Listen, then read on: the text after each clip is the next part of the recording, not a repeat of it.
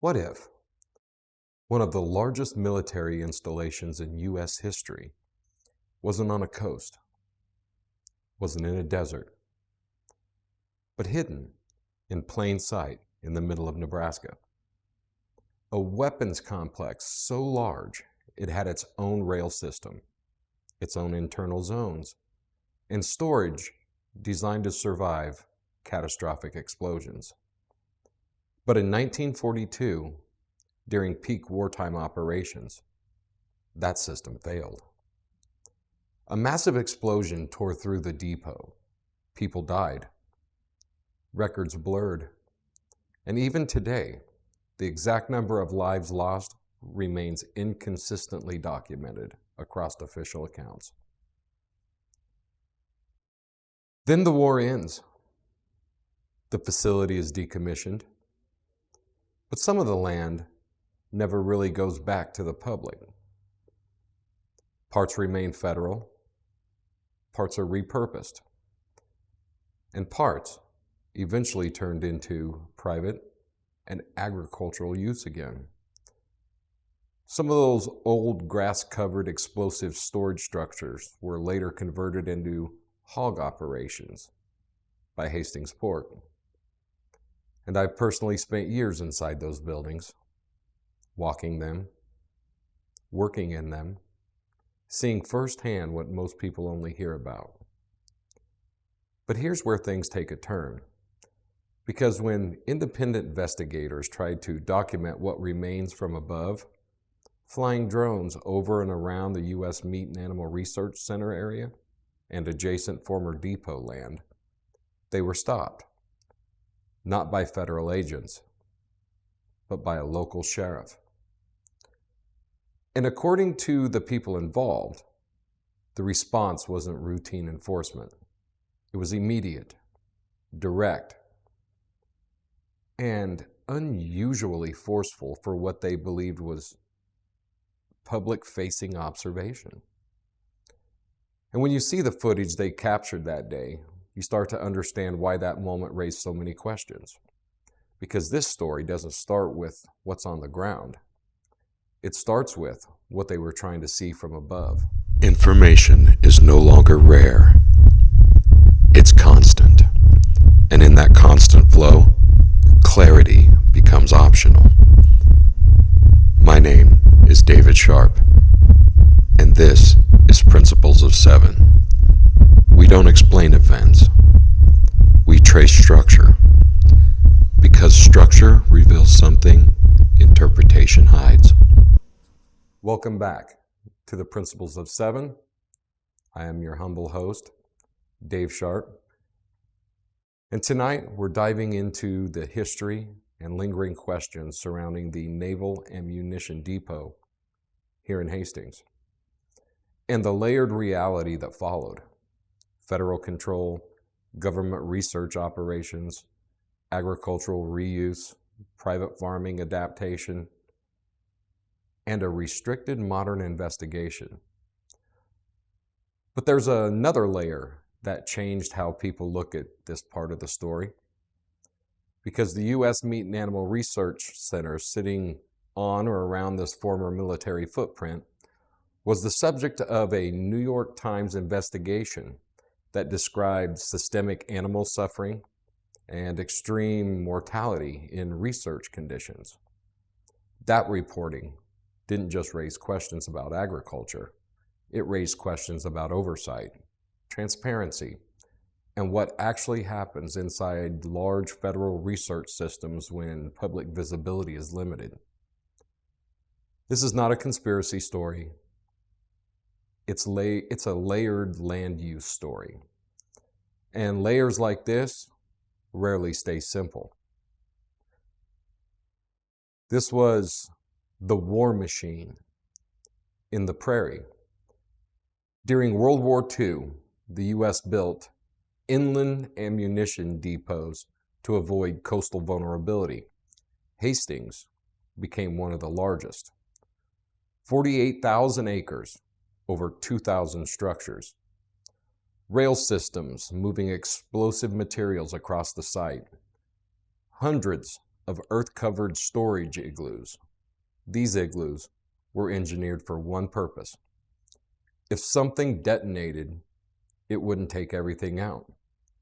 Thick reinforced concrete, covered in soil, separated by distance. This wasn't just storage. It was explosive containment at an industrial scale. In 1942, during the height of World War II, operations at the Naval Ammunition Depot in Hastings, a major explosion occurred within the facility's operational storage and handling areas. What happened in the aftermath has remained one of the most discussed and inconsistently reported events in the depot's history. Official wartime records acknowledge fatalities among civilian and military personnel working at the site, but reported numbers vary across historical accounts, with figures generally described in the single-digit to low double-digit range.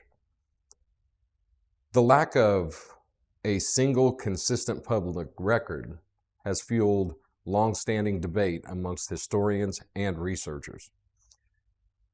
Key points surrounding the incident include wartime secrecy, limited immediate public reporting. Documentation practices varied during World War II. Some records were later summarized or partially archived.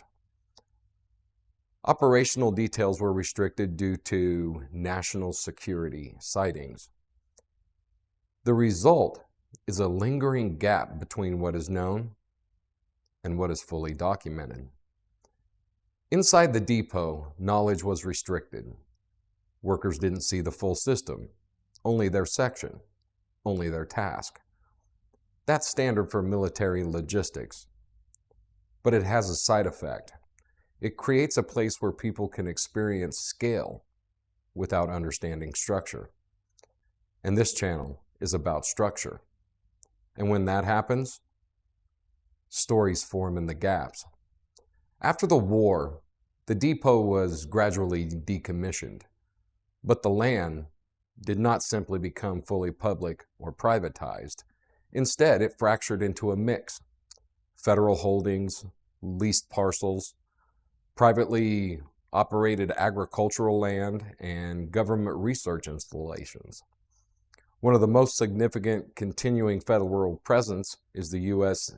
Animal Research Center, and it's operated by the United States Department of Agriculture. It's not a private facility. It's federally operated, and it's a research center under the USDA system. Its missions include livestock genetic research, reproductive efficiency studies, meat production optimization, large-scale animal science research programs. So when people describe it as agricultural, that is only part of the picture. The more accurate framing is, it is a federal agricultural research conducted on historical restricted military land. And that distinction matters because it means the land never fully exited government involvement. It simply changed purpose within government structure. The research center has been the subject of scrutiny, particularly after an investigation reporting concerns that were raised about animal welfare conditions, high mortality in certain breeding studies, experimental livestock reproduction practices, ethical debates about efficiency versus suffering. These concerns became widely discussed in national reporting. A key structural issue highlighted in those discussions is that livestock used in agricultural research are not governed in the same way as traditional laboratories under the Animal Welfare Act. That created a different oversight framework than many people assume exists. So while the facility is under federal site and fully legal, it operates in a regulatory space that has been actively debated. Not all of the former depot remains federal. Over time, portions were transferred or leased into private agricultural use. One example is Hastings Port. Some of the original earth-covered ammunition storage structures, built as blast-protected igloos, were repurposed into agricultural and livestock-related issues.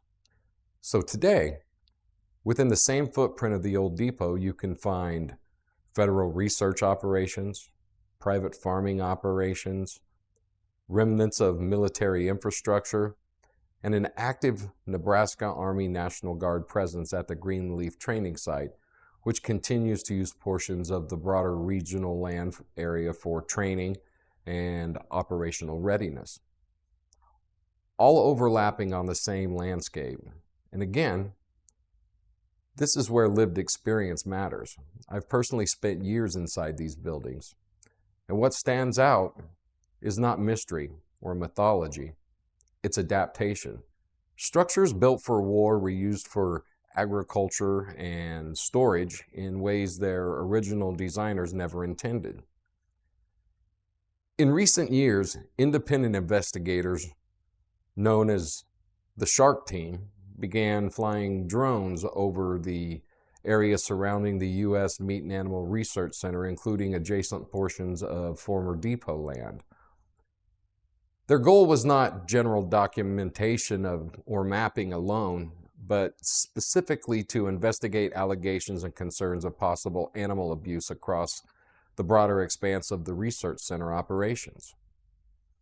From above, they aimed to observe large-scale livestock areas and infrastructure patterns that could not be fully accessed from the ground. However, according to investigators, their flights quickly drew attention from authorities. They report being confronted by a local sheriff. Drone operations were halted. Flights were shut down. Now, there are legitimate reasons this can occur. Airspace restrictions, which was not factual in this case, proximity to federal or restricted research operations, safety enforcement concerns. But from the investigator's perspective, the response felt immediate and forceful. And instead of just describing that moment, I'm now going to show you the footage that they recorded that day. Hi folks, I'm Steve Hindy for Shark, showing animals respect and kindness. Those of you who watch our videos may recall that in November 2015, a shark investigator was illegally pulled over in Clay County, Nebraska by Clay County Sheriff Jeff Franklin. May I see your driver's license, registration, proof of insurance, please? Sure. Why did you stop me? You were flying a drone over the top of federal ground. Sheriff Franklin was upset that we were checking out the U.S. Meat Animal Research Center, a government facility that has been written up for extreme animal cruelty in the New York Times. The sheriff initially and falsely claimed our investigator was speeding, claiming a drone was contraband, and warned that he would confiscate any drone that he found flying over U.S. marked property. You acknowledge that you were stopped for speeding, and that's the only acknowledgement you're saying is I stopped you for speeding. I'll agree you stopped me. I don't think I was speeding. Sir? Yep. Just to clarify one thing they wanted me to clarify with you, I am to confiscate the drone if it goes onto federal grounds.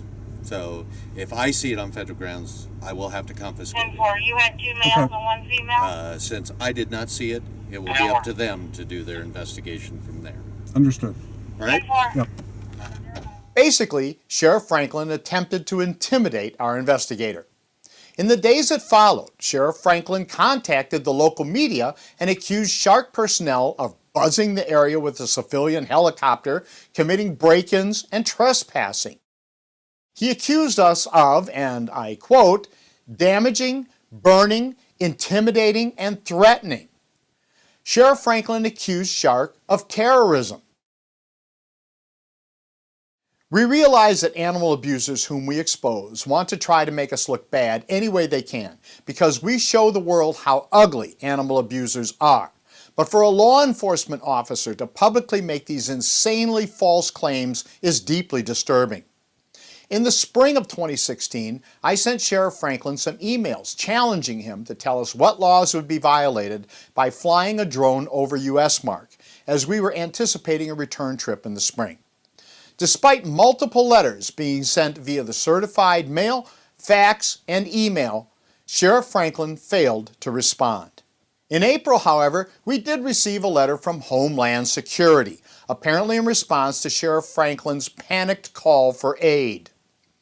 Far from supporting the sheriff, the letter simply gave us information with regard to what is and is not allowed around U.S. mark, and there is nothing prohibiting the use of drones.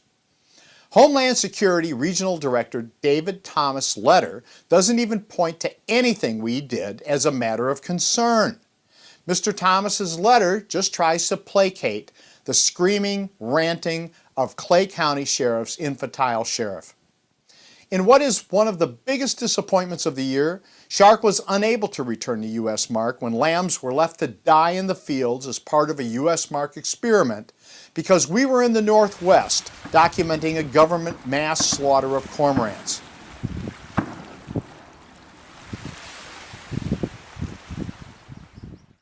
Hopefully, Shark will be able to return to Clay County next spring, and hopefully, the animal protection movement will start supporting frontline groups like Shark very soon, instead of just the big groups who spend little if any time on the front lines, and instead spend their time and money sending out marketing ploys for more money.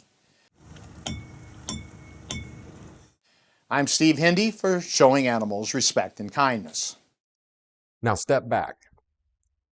Look at the full system surrounding what once the Hastings Naval Depot was. A massive World War II military infrastructure designed for secrecy and containment, partially converted to federal research use, partially converted to private agricultural use, documented controversies in livestock research oversight, modern restrictions on aerial documentations, an active Nebraska Army National Guard training presence, and fragmented land ownership pattern across overlapping jurisdictions. Each piece is explainable on its own, but together they form something more complex. A landscape that never fully transitioned out of its original military footprint. It evolved, but it did not reset. So what is this Hastings area today?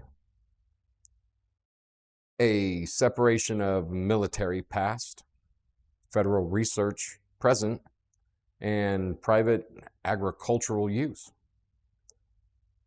Or is it a layered system where history, infrastructure, and government land use decisions continue to overlap in ways most people never fully see?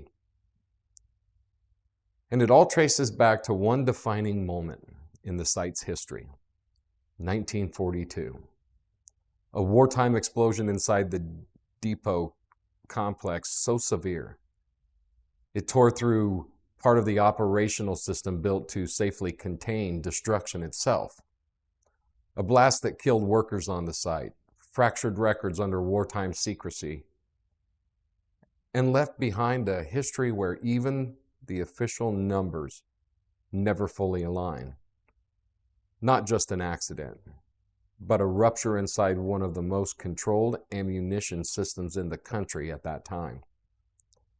And everything that came after, the decommissioning, the fragmentation of land, the federal research presence, the private reuse, exists in the shadow of that original event. Because once a place like this experiences something that violent, it doesn't just disappear into history. It becomes part of the structure of everything that follows. Here's what we know. The Naval Ammunition Depot in Hastings was real. It was massive and strategically built.